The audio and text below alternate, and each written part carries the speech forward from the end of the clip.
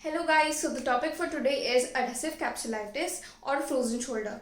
तो आज हम बात करेंगे about the prevalence, types, causes and pathophysiology और वेरियस बायोकेमिकल चेंजेस जो कि हमें फ्रोजन शोल्डर के पेशेंट्स में देखने को मिलते हैं।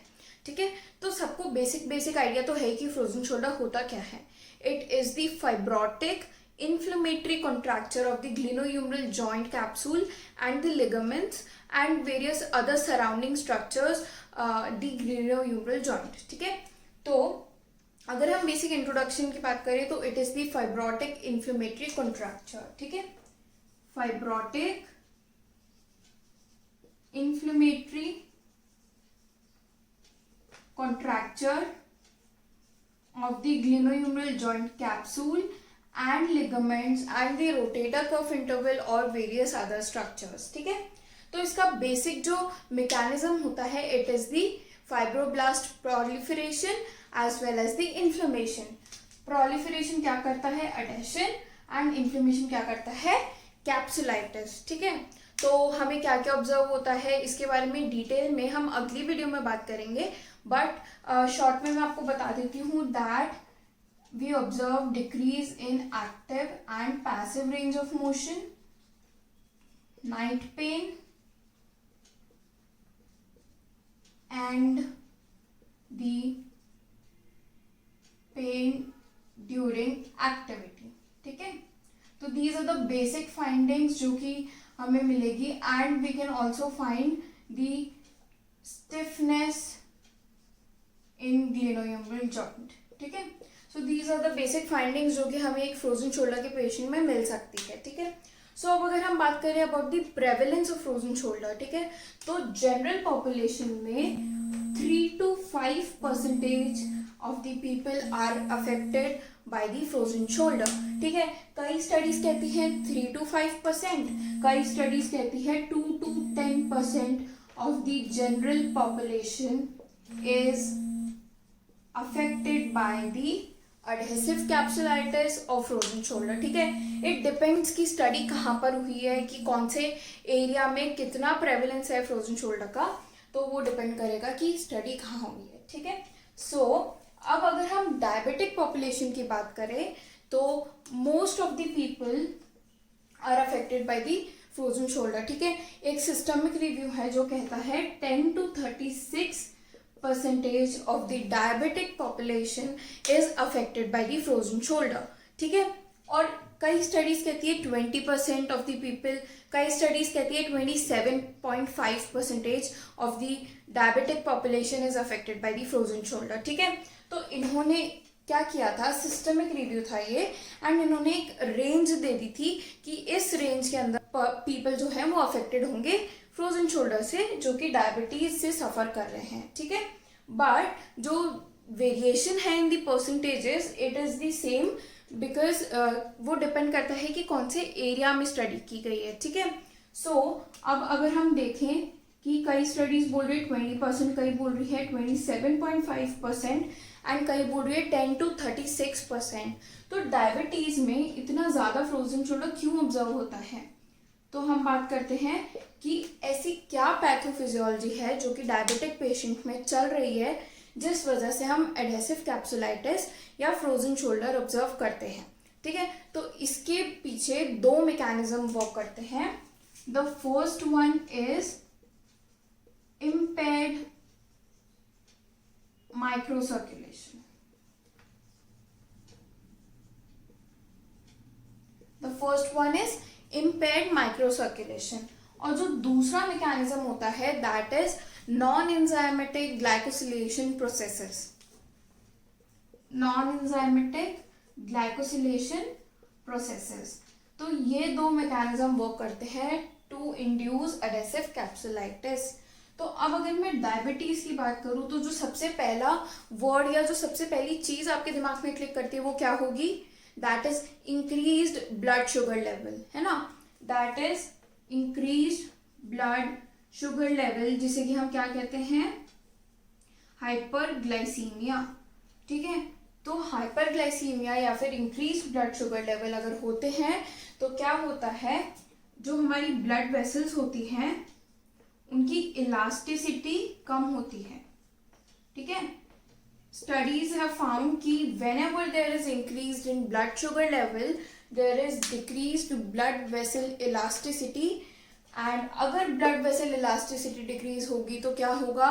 There will be increased stiffness, है ना? There will be increased stiffness and narrowing of the lumen, hardening of the lumen. ठीक है? तो क्या होगा? Stiff and narrow lumen. अब अगर ल्यूमेन में स्टिफनेस एंड नैरोइंग है तो क्या होगा?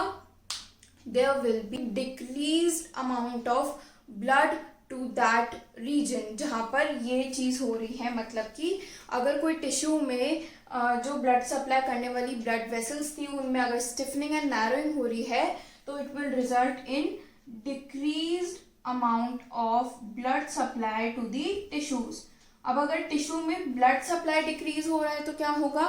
There will be decreased oxygen to the tissues. Oxygen supply to the tissues भी decrease होगा क्योंकि oxygen to the tissues कहाँ से जाती है? Through blood. ठीक है. अब अगर oxygen भी decrease हो रहा है तो क्या होगा? There will be tissue hypoxia, है ना? Tissue hypoxia क्या होता है? The decreased amount of oxygen supply to the tissues. तो टिश्यू हाइपोक्सिया इंड्यूस हो गया.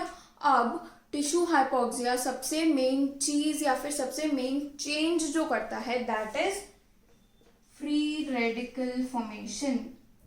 फ्री रेडिकल फॉर्मेशन हुआ तो क्या होगा? जो सबसे पहले आपके दिमाग में आना चाहिए फ्री रेडिकल का नाम लेते ही, that will be either apoptosis or the cell damage जिसकी कि हमें ज़रूरत नहीं है. We don't want that damage. अगर ये इंक्रीज हुआ फ्री रेडिकल का फॉर्मेशन तो ये क्या करेगा? Cell death.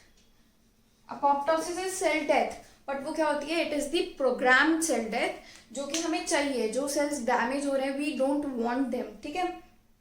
तो अगर फ्री रेडिकल फॉर्मेशन एक पर्टिकुलर अमाउंट से ज़्यादा होता है तो it will induce cell death, जिससे कि क्या होगा? Tissue destruction. टिश्यू डिस्ट्रक्शन होगा तो क्या होगा? There will be increased chances of deposition of this tissue in the particular area जहाँ पे डैमेज हुआ है ना? तो अगर एक पर्टिकुलर एरिया फॉर एग्जांपल हम कंसिडर कर लेते हैं वो शोल्डर जॉइंट ही है, मतलब ग्लिनोह्यूमरल जॉइंट कैप्सूल में ही ये चीज़ें हो रही हैं, तो क्या होगा? There will be increased deposition, है ना? तो इंक्रीज डिपोजिशन क्या करेगा? It will cause stiffness. So this is how impaired microcirculation can result in stiffness, जो कि एक फैक्टर है किसका? फ्रोजन शोल्डर सिंड्रोम का, है ना? स्टिफनेस क्या कॉज करेगा? स्टिफनेस adhesions कॉज करेगा या फिर adhesions are the main reason for the stiffness. ठीक है. So this is the one factor जो कि हमें डायबिटीज में ऑब्जर्व होता है. दूसरी चीज होती है नॉन एंजाइमेटिक ग्लाइकोसिलेशन प्रोसेसेस. ये क्या होते हैं? ऐसे प्रोसेसेस जो कि एंजाइम की रिक्वायरमेंट जिन्हें नहीं होती है, जिनमें ग्लाइकोलेशन होता है, मतलब एक मॉलिक्यूल पे ग्लूकोज या फिर शुगर का अटैचमेंट. ठीक है. तो ये प्रोसेसेस वो होते हैं जिनमें जब भी प्रोटीन फॉर्मेशन हो रहा होता है तो उनमें क्या होता है? ग्लूकोज मॉलिक्यूल्स अटैच हो जाते हैं अलॉन्ग विद द प्रोटीन. अब ऐसा इसलिए होता है because there is a increased blood sugar level. तो जब ये चीज़ हो रही होती है कि एक प्रोटीन मॉलिक्यूल फॉर्म होता है तो glucose gets attach to them और वो फॉर्म करता है AGEs. AGEs क्या होते हैं? They are advanced glycosylation end products. ठीक है. AGEs जो होते हैं ये करते हैं वो काम जो कि फ्रोजन शोल्डर कॉज कर सकता है. ठीक है. तो जो सबसे पहली चीज ये करते हैं that is they bind to the receptors present in tenocytes as well as the capsules. ठीक है. कैप्सूल एंड टीनोसाइट्स में AGE के रिसेप्टर्स होते हैं तो वो इनके साथ बाइंड कर जाते हैं. ठीक है. तो they bind with the receptors present in capsule and the tenocytes. जब भी ये काम होता है तो क्या होता है, बॉडी में एक इन्फ्लेमेटरी प्रोसेस जो है वो जनरेट होता है. तो इन्फ्लेमेटरी प्रोसेस अगर कैप्सूल में जनरेट हुआ तो what it will cause, it will cause capsulitis. ठीक है, तो एक काम तो ये हो गया. अब दूसरा जो काम एजीज करते हैं वो क्या होता है, एजीज जो होते हैं जैसे वो फॉर्म होते हैं they gets deposited in between collagen fibres. ठीक है, फॉर एग्जाम्पल ये हमारे कोलेजन फाइबर्स है. ठीक है, यहाँ पर एजीज डिपॉजिट हो गए, तो जो इनकी इंटेग्रिटी थी, जो इनका अलाइनमेंट था, जो इनकी प्रॉपर्टी थी वो डिस्टर्ब होगी. ठीक है, तो वो डिस्टर्ब हुई तो क्या हुआ, there are increase adhesions, cross linking, ये सब इंक्रीज हुआ तो क्या हुआ, there will be increase stiffness. Stiffness increase हुई तो क्या हुआ, अडहेशंस. ठीक है, तो दूसरा काम क्या था, they deposit between collagen, collagen के बीच में डिपॉजिट होके क्या किया, increase cross linking. So these are the two ways जो कि एजीज करते हैं to cause the adhesive capsulitis. ठीक है, सो इसी तरीके से वी कैन सी कि डायबिटीज में एडेसिव कैप्सुलाइटिस इतना प्रेवलेंट. करें about the prevalence of adhesive capsulitis based upon the age, तो स्टडीज हैव फाउंड कि 40 to 60 ईयर्स के लोगों में adhesive capsulitis is most prevalent. ठीक है, अब इसके पीछे देयर आर 3 रीजंस जो कि स्टडीज में मिले थे, दैट आर कि thickening of joint capsule, increase tissue destructions, है ना, और 1 या 2 स्टडीज में ऐसा मिला है कि AGEs were found to be increased in the blood of the people between 40 to 60 years of age. ठीक है, so what are the 3 factors, increased joint capsule thickening, the next one was increased tissue destruction increase, and one more was कि AGEs जो होते हैं they were found to be increased in the blood of people between age group 40 to 60. ठीक है, so these 3 factors result in increased prevalence of adhesive capsulitis in the subjects between 40 to 60 years. ठीक है, तो next चीज है कि women were found to be more affected by the frozen shoulder as compared to men. इसका reason आप सब लोग गेस कर सकते हैं, है ना, because of disturbance in the estrogen level after the menopause और during the menstrual cycle also. तो स्टडीज हैव शोन कि 1.6 times higher prevalence of frozen shoulder was found in women as compare to men. ठीक है, अब अगर हम bilateral frozen shoulder की बात करते हैं तो इट इज फाउंड कि 20% of the patients affected by frozen shoulder were having some symptoms in other shoulder also. ठीक है, 20% were having symptoms in other shoulder, symptoms of pain, restriction, slight restriction, but 14% of the population was having bilateral frozen shoulder. ठीक है, so these were the things about the prevalence of the frozen shoulder. तो अब अगर हम बात करते हैं about the various types of the frozen shoulder, तो they are primary and secondary. तो प्राइमरी आप सब लोग बता सकते हैं कि क्या ऐसी चीज होगी जो प्राइमरी फ्रोजन शोल्डर कॉज कर सकती है. तो it is the basic idiopathic, that is unknown causes which can cause the primary adhesive capsulitis, जिनका कोई एक नोन कॉज नहीं होता, एक स्पेसिफिक कॉज नहीं होता. They may be due to the genetic factors, due to the changes in the genes या फिर any factor. Okay, so they are idiopathic causes. अब अगर हम सेकेंडरी की बात करते हैं, सेकेंडरी एडहेसिव कैप्सुलाइटिस के जो कॉजेज होते हैं दैट आर द डायबिटीज, जिसके बारे में हम इतनी देर से डिस्कस कर रहे हैं, है ना, और क्या क्या हो सकते हैं, ट्रॉमास जो कि सबसे commonest causes of adhesive capsulitis में आते हैं, that are macro trauma either या फिर माइक्रो ट्रॉमा, है ना, तो they are traumas. Also, frozen shoulder is most commonly observed after a prolonged period of immobilization, है ना. आफ्टर इमोबिलाइजेशन मतलब कोई भी मूवमेंट नहीं हो रहा है शोल्डर जॉइंट में for a prolonged period of time. ये कब होगा? आफ्टर द ऑपरेटिव केसेस, है ना. तो इन सब केसेस में भी we can observe secondary frozen shoulder, ठीक है. और दूसरी चीजें क्या होती है? हाइपो एंड हाइपर पैराथायरॉयडिज्म, ठीक है. हाइपो एंड हाइपर थायरॉयडिज्म, है ना, एंड डिपिटेराइन कॉन्ट्रैक्चर्स, ठीक है. Hypo and hyperthyroidism, parathyroidism and Dupuytren contracture. इनके बारे में इतना एक्सप्लेनेशन नहीं था कि why these diseases are causing frozen shoulder, but PTH hormone का डिस्टर्बेंस एंड थायरॉक्सिन हार्मोन का disturbance can cause the adhesions to happen, ठीक है. अब अगर हम डिपिटेराइन कॉन्ट्रैक्चर की बात करें तो स्टडीज कहती हैं कि क्योंकि डिपिटेराइन कॉन्ट्रैक्चर में क्या होता है, it is the fibrotic flexion contracture of the hand. तो क्या हो रहा है? फाइब्रोटिक है, मतलब fibrin deposition is taking place. तो स्टडी सेज कि क्योंकि हैंड में फाइब्रिन डिपोजिशन हो रहा है, कभी कभार ये भी होता है कि जो पेशेंट्स इससे सफ़र कर रहे हैं उनके शोल्डर में भी फाइब्रिन डिपोजिशन हो. तो अगर शोल्डर में फाइब्रिन डिपोजिशन हो रहा है तो what it can cause? Adhesive capsulitis.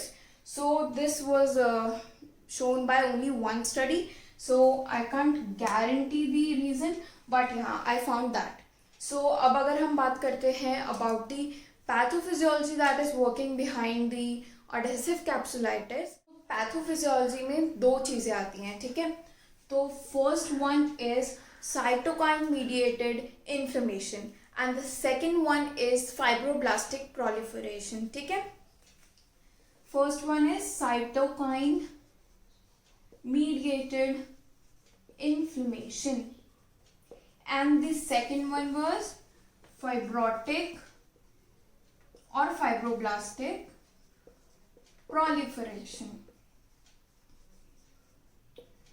अब हम देखेंगे कि ये दोनों चीजें होती कैसे हैं, ठीक है.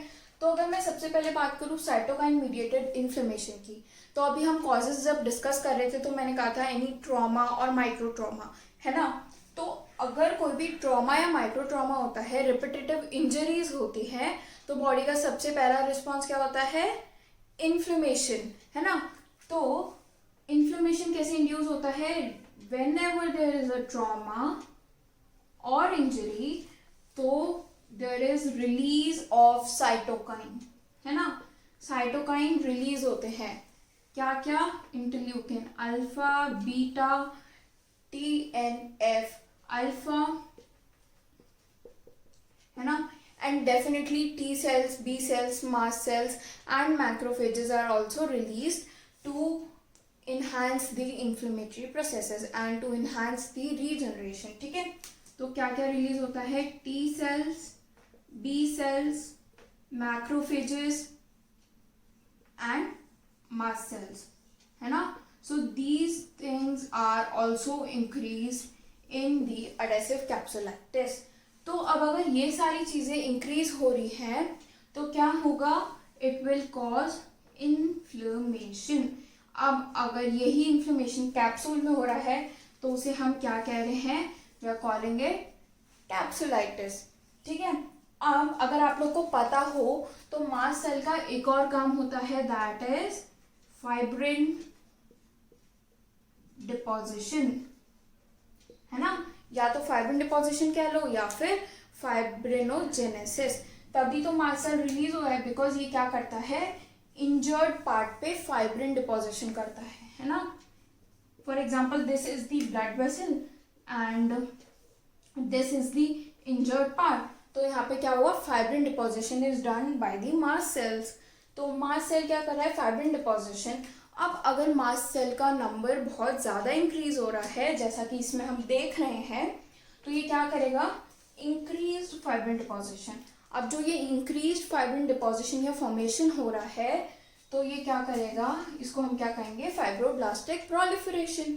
अब ये जो फाइब्रोब्लास्टिक प्रोलिफरेशन हो रहा है, तो क्या होता है, कैप्सूल में जो टाइप 1 एंड टाइप 3, जो type 1 and type 3 collagen fibres होते हैं, उनके पास में जाके फाइब्रिन गेट्स डिपॉजिटेड, या कह लो उनके साथ में जाके, ठीक है।